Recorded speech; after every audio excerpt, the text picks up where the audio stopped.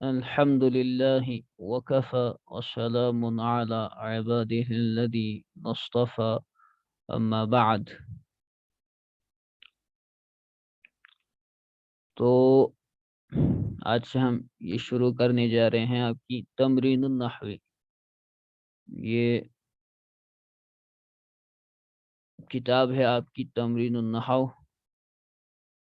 اس کے مصنف ہے مولانا عبد الماجد ندوی صاحب. مولانا اصل میں تو ہے مولانا مصطفیٰ ندوی صاحب اس کے مصنف مولانا مصطفیٰ ندوی صاحب، اور اضافہ اور تکمیل اس کی ہے مولانا عبد الماجد ندوی صاحب نے. اصل ہے مولانا مصطفیٰ ندوی صاحب رحمہ اللہ تعالی. تو انہوں نے ہی جو ہے اس کتاب کو لکھا ہے مولانا مصطفیٰ ندوی صاحب نے. ٹھیک ہے، کتاب کا مصنف وغیرہ یہ چیزیں معلوم ہونی چاہیے کہ کون ہے مصنف وغیرہ. ٹھیک، تو مولانا مصطفیٰ ندوی صاحب، تو اس کا اضافہ پھر اس میں کیا ہے مولانا عبد الماجد ندوی صاحب نے. جی، تو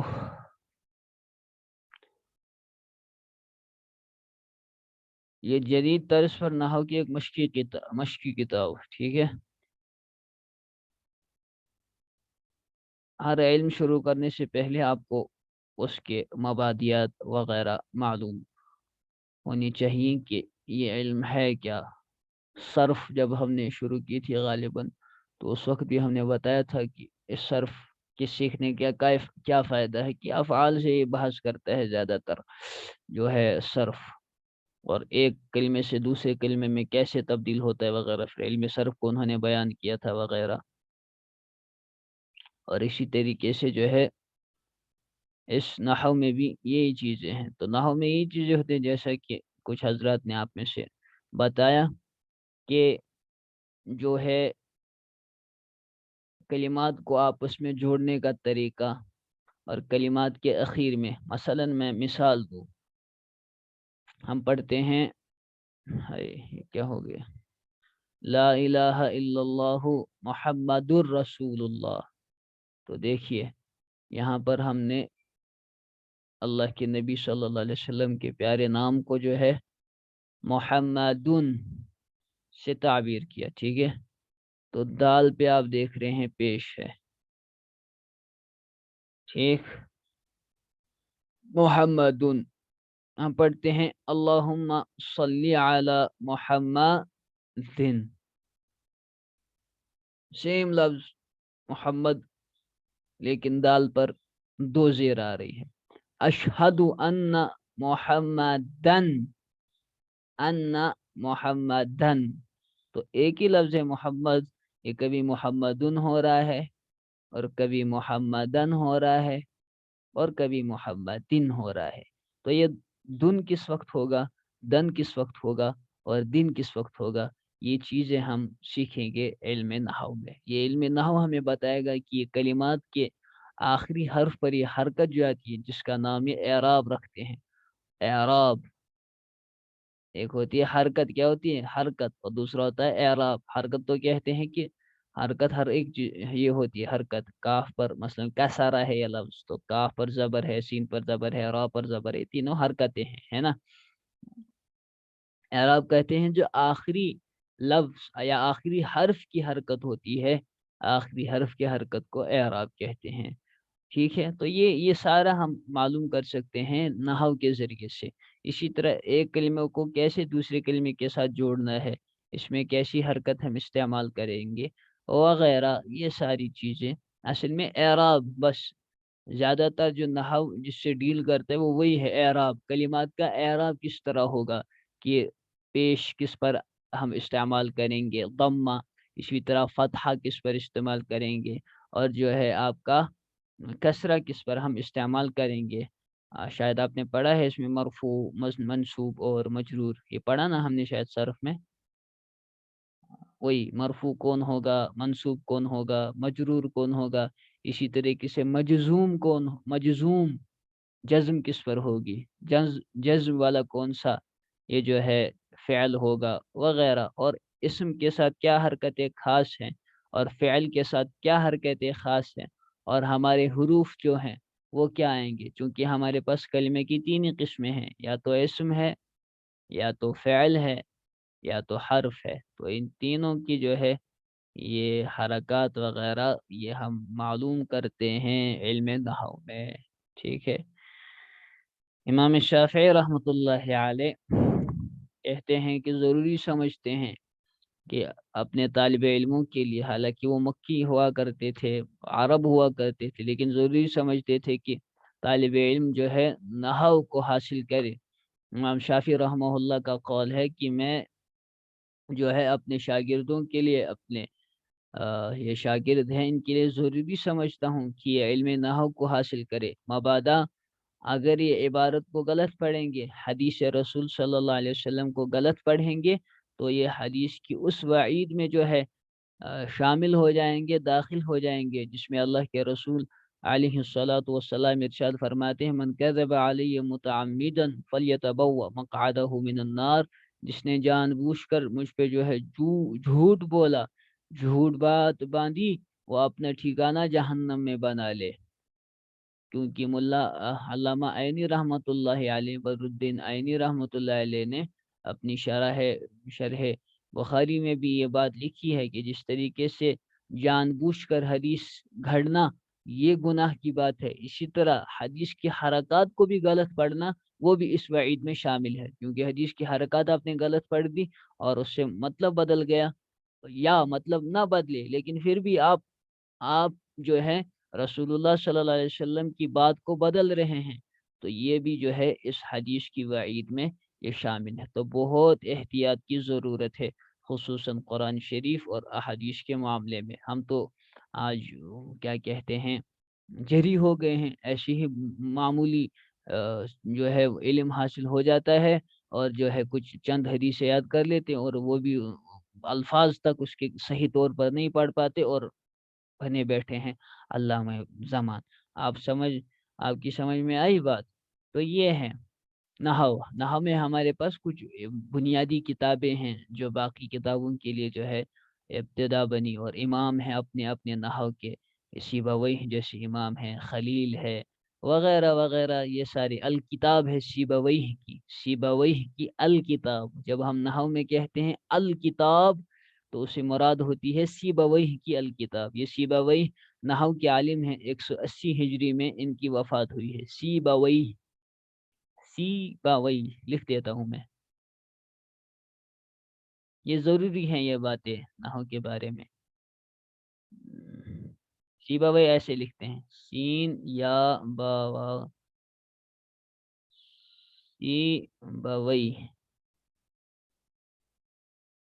سیبویہ کے بارے میں کون تحقیق کرے گا اور کل بتائے گا ہمیں تھوڑا سا مختصر ان کی زندگی کے بارے میں؟ بتاؤ بھائی۔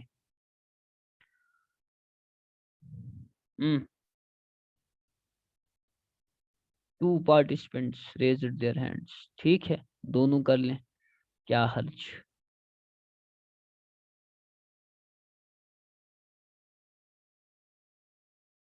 اسی طرح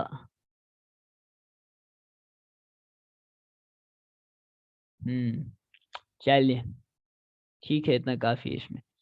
تو اب آئیے کتاب کی طرف، یہ کتاب میں کیا بیان کرتے، تو یہ ہو گیا بنیادی بحث ہو گئی نحو کی، یہ نحو کا علم بہت ضروری ہے ہمارے لیے۔ تو اس میں سے آپ دیکھ لیجئے، اب سب سے پہلے جو یہ چیزیں بیان کرتے ہیں کہ یہ بیان کریں گے اس میں جملہ مفیدہ وغیرہ کو، اس میں اگر انڈیکس ہو تو میں آپ کو انڈیکس دکھاتا پہلے، شاید انڈیکس نہیں ہے، ہاں ہے۔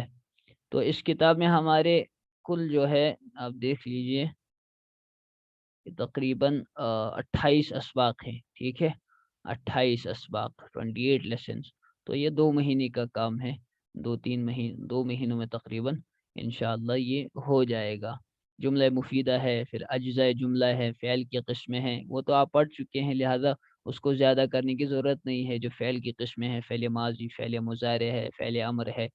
اس کے بعد البتہ ہے فاعل ہے، مفعول ہے، مبتدا خبر ہے، جملہ فعلیہ ہے، جملہ اسمیہ ہے، فعل مضارع منصوب ہے، وہ بھی آپ اس میں پڑھ چکے ہیں صرف میں مختصراً، تو اس میں تھوڑا اور پڑھیں گے۔ مضارع مجزوم ہے، مضارع مرفوع ہے، اسی طرح افعال ناقصہ ہے، حروف مشبہ بالفعل ان و اخواتها جو ابھی آ رہا تھا آپ کے دروس میں، حروف جارہ ہے، حروف جر جسے کہتے ہیں، موصوف صفت، یہ بھی زیادہ آپ کو تفصیل میں پڑھنے کی ضرورت نہیں ہے کیونکہ دروس میں یہ ہو چکا ہے، تو یہاں پر پھر سے ریویژن اس کا ہو جائے گا۔ اسی طرح مضاف مضاف الیہ ہے، دروس کے پڑھنے کا یہ فائدہ ہے کہ اس میں انہوں نے جو ہے ٹیکسٹ کے ساتھ ساتھ جو ہے قواعد کو بھی بیان کیا ہے، صرفی قواعد کو بھی اور نحوی قواعد کو بھی۔ اسی طرح پھر اسم کی قسمیں آئیں گی، اور اسی طرح فعل مجہول کسے کہتے ہیں وہ بھی آپ پڑھ چکے ہیں صرف میں، یہاں پر پھر سے اس کی ریویژن اس کا ہوگا۔ اور پھر اسم کی قسمیں کہ واحد، مثنی اور جمع، پھر جمع کی قسمیں، مثنی کا اعراب کس طرح آتا ہے، کیونکہ نحو جو ہے زیادہ تر آپ کا ڈیل کرے گا اسی اعراب ہے اس کا، کیا کہتے ہیں، موضوع اعراب نحو کا، ٹھیک ہے۔ تو یہ میں نے آپ کو اس کی زیارت کرا دی۔ پھر آخری والا لیسن ہے اسماء خمسہ جو ہے، اسماء خمسہ ابن، اخن، حمن، فمن اور ذو وغیرہ، اس کا اعراب وہ کس طرح آتا ہے، ٹھیک ہے۔ تو یہ دیکھ لیجیے آپ، پہلا والا لیسن جو ہے اس میں جملے مفیدہ، جملہ مفیدہ یعنی وہ جملہ جس سے آپ کوئی بات سمجھتے ہیں، تو یہ دیکھ لیجیے۔ پہلا اس میں جملہ ہے اللہ واحد، اللہ ایک ہے، اللہ ایک ہے، اللہ از ون۔ کسر ابراہیم الاسنام، توڑے، ہے نا، کسرہ کے معنی کاٹنا بھی ہے اور توڑنا بھی ہے، اس لیے کہتے ہیں کسرۃ من الخبز، روٹی کا ایک ٹکڑا، روٹی کا ایک ٹکڑا، کسرۃ من الخبز۔ کسر ابراہیم، توڑا ابراہیم نے، علیہ السلام، الاسنام، بتوں کو، صنم کی جمع اسنام، ابراہیم علیہ السلام نے بتوں کو توڑا۔ تو یہ جملے مفیدہ ہے، فائدہ مند جملہ ہے، یعنی وہ جملہ جس سے فائدہ ہو۔ الرسول، فائدہ حاصل ہے، یعنی بات مکمل سمجھ میں آئے، کمپلیٹ جملہ جو ہے، کمپلیٹ سینس جو پیدا کرے، ہے نا، کمپلیٹ سینسٹیو، کوئی بات پوری بتائے، اسے جملہ مفیدہ کہیں گے، ابھی ڈیفینیشن میں بتائیں گے۔ الرسول صادق، رسول سچے ہیں۔ اکل الفار الطعام، فار کہتے ہیں چوہے کو، ماؤس، وہی کہتے ہیں نا، موسی کہتے ہیں نا چوہے کو، چوہا باہر کیا۔ اکلا، کھایا، چوہے نے کھانا، چوہے نے کھانا کھایا۔ بتاؤ بھائی، اگر چوہا کھانا کھائے یا چوہا کھانا کھائے، ایک مسئلہ، چوہا کھانا کھائے، اس کا جھوٹا کھا سکتے ہیں، یعنی جسے آپ کہیں گے فقہی اصطلاح میں سؤر الفاری، چوہے کا جھوٹا، یہ پاک ہے یا ناپاک، ایک مسئلہ۔ دوسرا، چوہا اگر گر جائے کھانے میں، اس کا کیا حکم ہے، ٹھیک ہے۔ یہ دو مسئلے ہیں، یہ آپ معلوم کر کے آئیں گے۔ چوہے کا جھوٹا پاک ہے ناپاک ہے، چوہا اگر کھانے میں گر جائے یا تیل میں گر جائے، جمی ہوئی چیز میں گر جائے یا سیال چیز میں گر جائے، لیکوڈ میں گر جائے، تو اس کا کیا حکم ہے۔ گھی میں اگر گر جائے، گھر میں تیل کا ٹین ہوتا ہے، اس کا ڈھکن اگر کھلا ہوا ہے، اس میں گر جائے تو کیا حکم اس کا، ٹھیک، چوہا۔ الرجل ضعیف، آدمی غریب ہے، ضعیف ہے نا، غریب نہیں، ضعیف یعنی کمزور ہے، ٹھیک ہے۔ ضعیف کا معنی کمزور، آدمی کمزور ہے، the man is weak، ضعیف، ضعیف، ضعیف پر بات یاد پڑی آج کل، یہ زبردست سوار ہے میرے ذہن پر، چونکہ خود میں اس کا شکار ہوں۔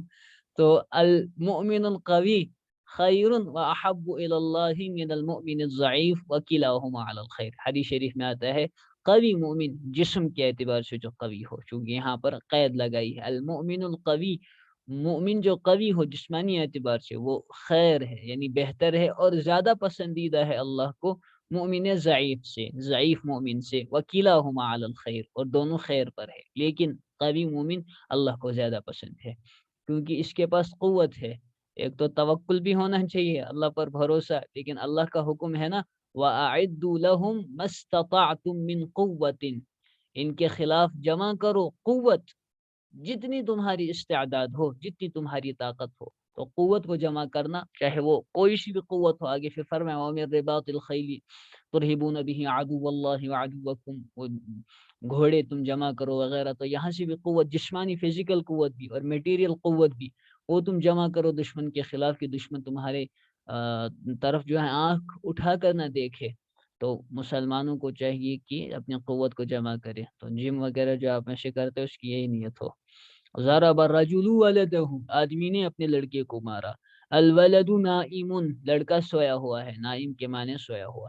ذهب الناس للعید، لوگ چلے گئے عید کے لیے، یعنی عید منانے کے لیے، عید خوشی کا دن، عاد یعود وغیرہ بار بار آنے کا دن. جمع آتی ہے عید کی اعیاد، استغفر اللہ، اعیاد آتی ہے اس کی جمع. الصنم عاجز،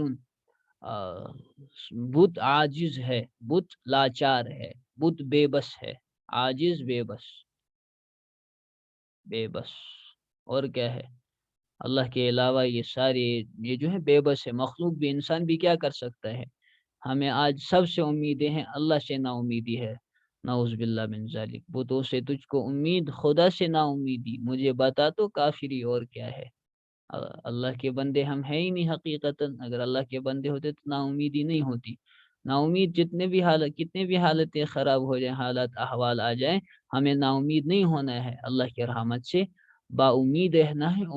امید وابستہ رکھنی ہے اللہ سے. نصر اللہ عبدہ، کہ اللہ ہماری مدد کریں گے یقین. یہ دیکھیں تو لوگوں سے تما اپنی کاٹ لیں. یہ دنیا یہ جو ہے عارضی ہے. کسی کے ساتھ کوئی تما نہ رکھنا. اپنے باپ کے ساتھ، آج تو ماں بھی اپنی نہیں ہے، باپ بھی اپنا نہیں ہے، بھائی بھی اپنا نہیں ہے وغیرہ. نصر اللہ، اللہ نے مدد کی، عبدہ اپنے بندے کی. تو دیکھ لیجیے اب اسی کو جو ہے ایکسپلین کریں گے کہ پہلے جملے کو دیکھو. دو لفظوں سے مرکب ہے. ایک لفظ اللہ اور دوسرا لفظ واحد ہے نا، اللہ واحد. دو جملے ہیں مرکب، یعنی بنا ہوا ہے، مرکب مکسچر ہے دو جملوں کا. اس جملے میں اگر تم صرف اللہ کو ہو تو تم کچھ نہیں سمجھ سکتے، بلکہ تمہیں تعجب ہوگا. اللہ کیا؟ اللہ اللہ اللہ کو، ٹھیک ہے، ذکر تو ہم مراد لے سکتے ہیں، لیکن اب بار بار اللہ اللہ اللہ کو ہو تو یہ سمجھ میں آنے والی بات نہیں ہے کہ اللہ کے بارے میں کیا کہنا چاہتا ہے، اس کی صفت کیا ہے، یا وہ کیا چاہتا ہے. ٹھیک ہے. اسی طرح اگر تم لفظ واحد کو ہو تو تمہیں کوئی فائدہ نہیں ہوگا. واحد واحد واحد، ایک ایک ایک ایک ایک ایک کو ہو تو پوری بات سمجھ میں نہیں آتی. اور اس طرح تم کسی سے پوری بات نہیں کہہ سکتے. لیکن جب تم اللہ اور واحد کو ساتھ ملا کر پڑھو گے اور یوں کہو گے اللہ واحد، تو تم ایک نئی بات معلوم کر لو گے اور تمہیں پورا فائدہ ہوگا. وہ یہ کہ اللہ ایک ہے نا بھائی.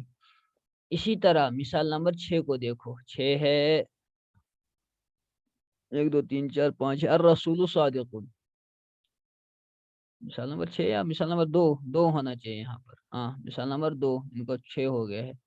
مثال نمبر 2 کو دیکھو. وہ 3 کلموں سے مرکب ہے. 3 کلمے سے. کسرا ابراہیم الاسنام. پہلا کلمہ ہے کسرا، دوسرا ہے ابراہیم، اور تیسرا الاسنام، ابراہیم نے بتوں کو توڑا. ان میں سے کسی ایک سے کوئی فائدہ کی بات تم معلوم نہیں کر سکتے. یہاں بھی تمہیں حیرت ہوگی. تم 1000 بار کہہ لو کسرا کسرا، اس نے توڑا اس نے توڑا، ٹھیک ہے. گردان تو گردان کا پہلا جز معلوم ہوگا، یہ کر رہا ہے گردان کسرا کسرا. لیکن کیا کسرا، کس چیز کو توڑا، کیا توڑا؟ سامنے والا سمجھے گا یہ اس کا ذہن جو ہے وہ بہہ گیا ہے. لیکن اگر تم تینوں کلموں کو ملا کر پڑھو تو تمہاری حیرت دور ہوگی اور تمہیں ایک نئی بات معلوم ہوگی. وہ یہ کہ ابراہیم نے بت توڑے. اس لیے اسی میں ان جملوں کا نام جملہ مفیدہ ہے. اسی طرح ہر جملے کو سمجھ لو. ان تمام جملے جو ہے، تمام جملے، ان کا نام جملہ مفیدہ ہے.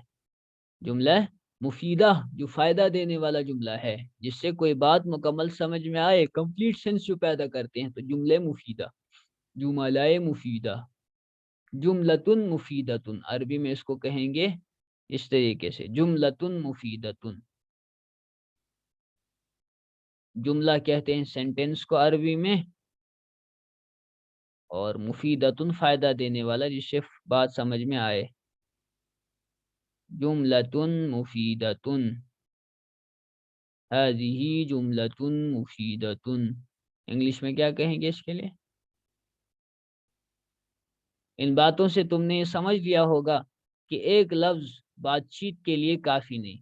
ایک لفظ بات چیت کے لیے کافی، ہاں یہ دیکھو سارے جملے جو یہاں پر ہے یا تو دو لفظ ہیں، کم از کم دو لفظ ہیں، یا دو سے زیادہ ہیں، یا دو سے زیادہ ہیں۔ اللہ واحد الرسول صادق وغیرہ ان میں دو ہیں، اور ضرب الرجل ولدہ ان میں تین چار ہیں، ذهب الناس للعید اس میں بھی چار ہے، نصر اللہ عبدہ اس میں بھی چار ہیں، سمجھے؟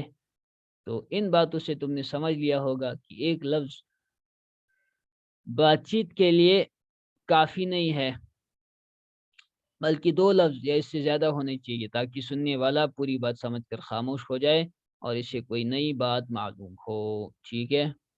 قاعدہ، جس ترکیب سے پوری بات سمجھ میں آ جائے اسے جملہ مفیدہ یا کلام کہتے ہیں۔ ٹھیک ہے؟ یا تو اسے جملہ مفیدہ کہتے ہیں یا اسے کلام کہتے ہیں۔ جس ترکیب سے پوری بات سمجھ میں آ جائے اسے جملہ مفیدہ کہتے ہیں یا اسے کلام کہتے ہیں، کلام۔ جملہ مفیدہ دو کلموں یعنی دو لفظوں یا اس سے زیادہ بنتا ہے، اور ہر لفظ جملے کا جز کہلاتا ہے، جز، پارٹ آف دا سینٹینس، ٹھیک ہے نا؟ پارٹ آف دا اسپیچ جو آپ کہتے ہیں، پارٹ آف دا سینٹینس، ٹھیک ہے؟ جملے کا جز، پارٹ آف دا سینٹینس۔ اور کبھی ایک ہی لفظ دو لفظ کے قائم مقام ہوتا ہے۔ انہوں نے کہا نا کہ کم از کم جملے میں جو ہے کتنے الفاظ ہونے چاہیے؟ دو الفاظ ہونے چاہیے۔ تو لیکن کہتے ہیں، ساتھ ہی میں کہتے ہیں کبھی کبھار جو ہے ایک ہی لفظ دو لفظ کے قائم مقام ہو جاتا ہے، اور اس سے پوری بات سمجھ میں آتی ہے، اور وہ جملہ مفیدہ کہلاتا ہے۔ ٹھیک ہے؟ یہ سارے یہ جملہ مفیدہ کہلاتا ہے جو جس جملے سے، جس ترکیب سے، جس بات سے جو ہے پوری بات سمجھ میں آ جائے، ٹھیک ہے نا؟ جس جملے سے، جس کلام سے، جس ترکیب سے پوری بات سمجھ میں آ جائے اسے جملہ مفیدہ کہتے ہیں۔ کبھی کبھار یہ کہتے ہیں کہ ایک ہی لفظ دو لفظوں کے قائم مقام ہو جاتا ہے۔ جیسے دیکھیں، آپ کہتے ہیں، آپ نے پڑھا فعل امر میں اضرب، مار، تو ایک شخص مار، ہے نا؟ تو ایک شخص مار، اضرب تو ایک شخص مار، ہے نا؟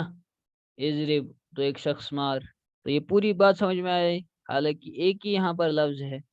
تو یہ کہتے ہیں کبھی کبھار ایک ہی لفظ دو کے قائم مقام ہو جاتا ہے، یعنی یہ دو کے برابر ہے، لیکن حقیقت اس میں یہ ہے کہ یہ اضرب جو ہے اس میں ایک ضمیر ہے انت کی،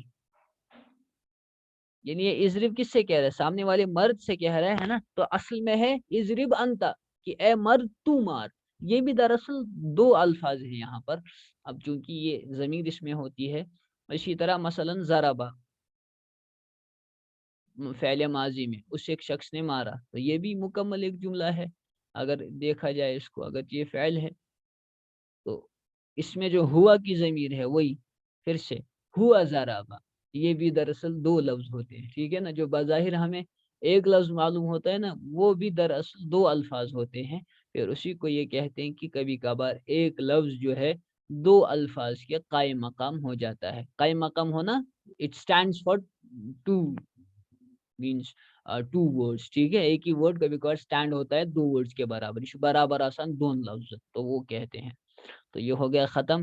اس کے بعد تمارین، میں نے آپ کو بتایا تمارین وغیرہ یہ زیادہ کرنے کی ضرورت نہیں ہے، آپ اس سے الجھ جائیں گے۔ شروع کے 4 جملوں میں سے ہر جملے میں کتنے کلمے ہیں، بیچ کے 3 جملوں میں سے ہر جملے میں کتنے کلمے ہیں، یہ آپ اپنی جگہ کرنا چاہیں تو کر سکتے ہیں، البتہ جو میں بتاؤں تو وہ چیزیں آپ کو کرنی ہے۔ نیچے لکھے الفاظ کے بعد یا پہلے ایسے کلمے جملہ مفیدہ بن جائے، تو یہ کرنے کی آپ کو ضرورت نہیں ہے، ٹھیک ہے؟ یہ والی ترکیبیں، یہ والی چیزیں یہ آپ کو کرنے کی ضرورت نہیں ہے، کرنا چاہیں تو کر سکتے ہیں، یا آپ نے دروس میں بھی کیا ہے، اس میں خبریں وغیرہ بڑھانی ہے، البیت واسع، الملک ظالم، عادل وغیرہ طرح کے آپ کر سکتے ہیں یہ چیزیں۔ اس کے بعد کل جو ہے اگلا یہ جو ہے لیسن ہوگا اجزاء جملہ، ٹھیک ہے؟ یہ آپ پڑھ کر آئیں گے تبھی جا کر جو ہے اس میں اچھی طریقے سے آپ اس چیز کو سمجھ سکیں گے۔ اب اس کو ہر ایک لیسن ہم پڑھا کریں گے جتنا ہو سکے، تو اس میں ترتیب یہ رہے گی، آپ مطالعہ کر کے اچھی طرح آیا کریں گے، جب ہی جو ہے آپ اچھی طرح لیسن کو سمجھ سکتے ہیں۔ وآخر دعوانا ان الحمد للہ رب العالمین۔